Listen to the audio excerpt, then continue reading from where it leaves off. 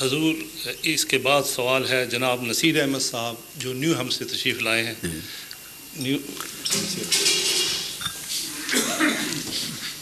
السلام علیکم.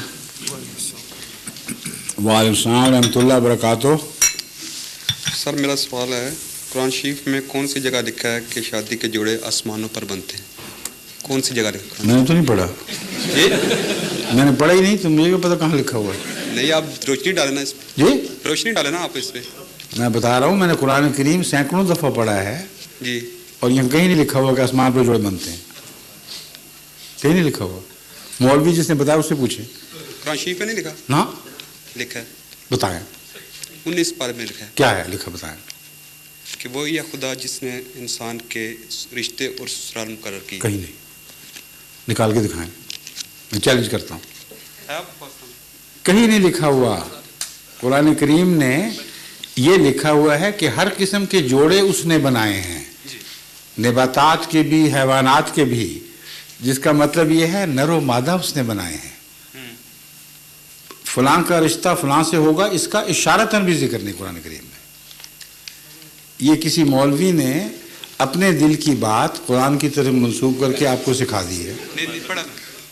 آپ نے جو پڑھا ہے میں بتا جو رہا ہوں. کتنی دفعہ قرآن پڑھا ہے آپ نے؟ جی کتنی دفعہ پڑھا ہے؟ 2 دفعہ. 2 دفعہ. ترجمہ آتا جی ہے؟ کوئی آیت میں پڑھوں اس کا ترجمہ کر دیں گے؟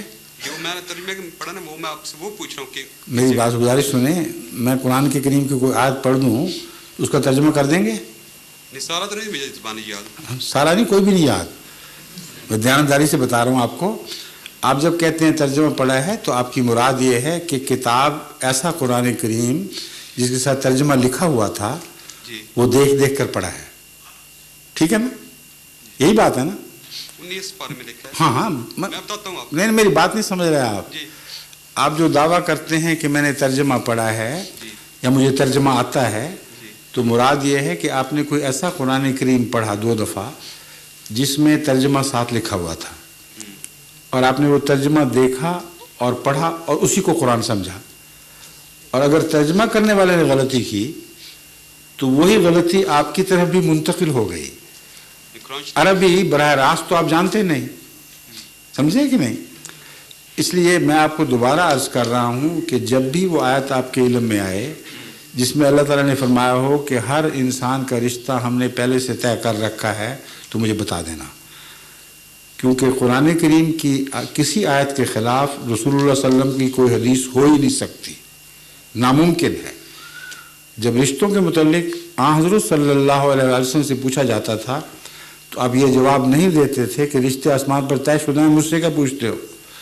یہ جواب دیا کرتے تھے کہ رشتے بعض لوگ نسب کی خاطر کرتے ہیں, نام و نمود کی خاطر کرتے ہیں, بعض دولت کی خاطر کرتے ہیں, بعض حسن کی خاطر کرتے ہیں, مگر میری تمہیں نصیحت یہ ہے کہ دین کو اہمیت دینا, نیکی کو اہمیت دینا. اب یہ جواب اور وہ آیت آپس میں متصادم ہو گئے, کیونکہ اگر کسی انسان کا اختیاری کوئی نہیں تو اس کو یہ نصیحت کیوں کی جا رہی ہے کہ یہ کرنا اور یہ کرنا اور وہ نہ کرنا اور وہ نہ کرنا. اس لیے میں آپ کو بڑے پیار سے سمجھا رہا ہوں کہ اس آیت کا کوئی غلط مفہوم کسی نے لکھ دیا ہے جس کو آپ نے قرآن سمجھ لیا. قرآن کریم نے جو بات لکھی ہے وہی لکھی ہے جو میں پہلے بیان کر چکا ہوں کہ اللہ تعالیٰ نے ہر چیز کے جوڑے بنائے ہیں اور یہ جوڑے جو ہیں یہ کائنات کے ذرے ذرے کے ہیں, سب ایٹامک پارٹیکلز کے بھی جوڑے بنے ہوئے ہیں, مگر اس سے مراد شادی نہیں ہے. نہیں میں یہ پوچھ رہا ہوں کہ کس پارے میں ہے, کس پارے میں ہے, کس جگہ لکھے ہوئے ہیں؟ کیا لکھا ہوا جوڑے؟ یہ تو کئی باروں میں بہت سی صورتوں میں ہے جوڑے بنانے کا ذکر. تو قرآن کریم میں جگہ جگہ پھیلا ہوا ہے. مثلا آپ کو بتا دینا. نکال دے, ابھی نکال دے. ہاں وہ نہیں آیت نکال. یہ آیت جو پڑھ رہے ہیں من کل شیء خلقنا زوجین ہے, یہ مضمون صرف اس آیت میں نہیں بہت جگہ پھیلا ہوا ہے. قرآن کریم بار بار ذکر فرماتا ہے کہ ہم نے تمہیں جوڑا جوڑا پیدا کیا, ہر چیز کا جوڑا پیدا کیا. تو مراد میاں بیوی نہیں ہے یہاں, مراد ہے میل اور فیمیل, نر اور مادہ, یا ایک قسم اور دوسری قسم. جیسے بجلی کا جوڑا ہے مثبت منفی, پازیٹیو نیگیٹو, اسی طرح نیوٹران ہیں ان کے اندر پھر جوڑے بنے ہوئے ہیں, نیوٹرینو ہے اینٹی نیوٹرینو ہے, पॉजिट्रॉन है और न्यूट्रॉन, ये दो अलग अलग चीज़ें जोड़ों की सूरत में मिलती हैं, उनके अंदर फिर जोड़े बने हुए हैं। फिर इलेक्ट्रॉन और प्रोटॉन, ये दो अलग अलग बिजली की कैफियत को अपने ऊपर लिए होते हैं, इसलिए ये जोड़े बन गए, एक मनफी जोड़ा एक मुस्बित जोड़ा। तो सारी कायनात का निज़ाम जोड़ों पर मबनी है। ये है जो अल्लाह ताला बयान फरमाता है, और इसमें एक पुरहिकमत इशारा इस बात की तरफ है कि खुदा के सिवा कोई चीज़ वाहिद नहीं है, एक ही है जो बेजोड़े के है। तो ये आरफाना कलाम है जिसका ये तर्जुमा करना कि मियाँ बीवी के लिए रिश्ते पहले से तयशुदा हैं, ये दुरुस्त नहीं है।